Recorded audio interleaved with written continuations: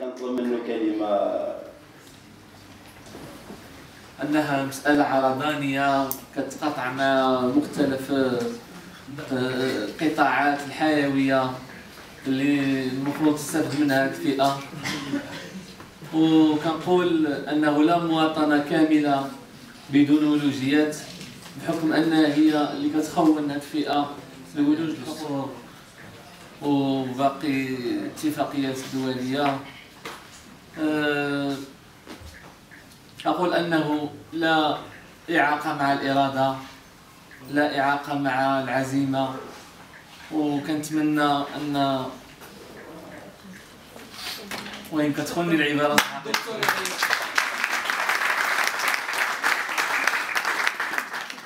بالمناسبة كنحيي اتحاد الجمعيات العاملة لمجال الإعاقة على هذه المبادرة القيمة في تشخيص واقع الولوجيات مدينة طنجة، وأيضا ذكاء في اختيار الشريك، لأن الشريك هو ممثل الوزارة الوصية، وغنحاول نخرجوه من نطاق الاشتغال ديالو. حنا المبادرة من عندنا بما أننا حنا أهل البيت وعارفين مشاكلنا، ما فيها باس حنا نثيروهم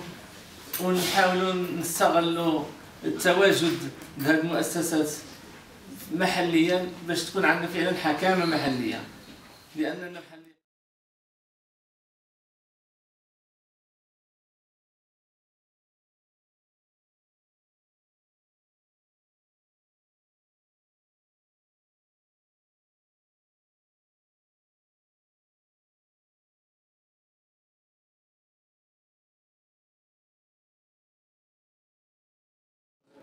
كنت مناقشة رسالة الماستر ديالي، ماستر القانون العام الفرنسي، لا مركزية والحكم المحلي. اخترت كموضوع مشاركة الأشخاص ذوي الإعاقة في تدبير الشأن المحلي، والسبيل الوحيد هو مشاركة الفئة في اتخاذ القرار، مشاركة الفئة سياسيا، لأننا نؤمن أنه لا شيء لنا بدوننا، وأن في غيابنا غالبا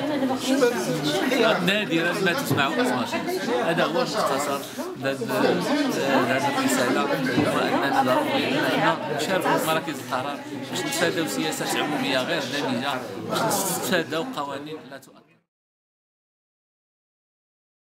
كيفاش نحاول نربط ما بين العمل ديالي والمسؤوليات الأسرية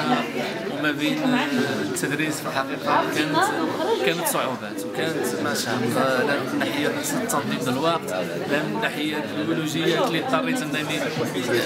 ساهمت في الإنشاء ديالها في عدة أماكن، لا من الناحية الصحية، ولكن ديك العزيمة ديك الإرادة أنني خصني نعطي واحد النموذج لشخص ذو الإعاقة، يعني أن الإعاقة هي إعاقة الروح، هي إعاقة العقل ماشي إعاقة الجسد.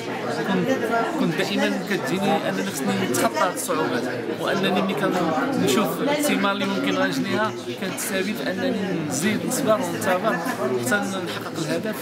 وخاصة أنني يعني الإعاقة ديالي هذه إعاقة ماشي خلقية، أنني إعاقة تعرضت لعند حادثة سير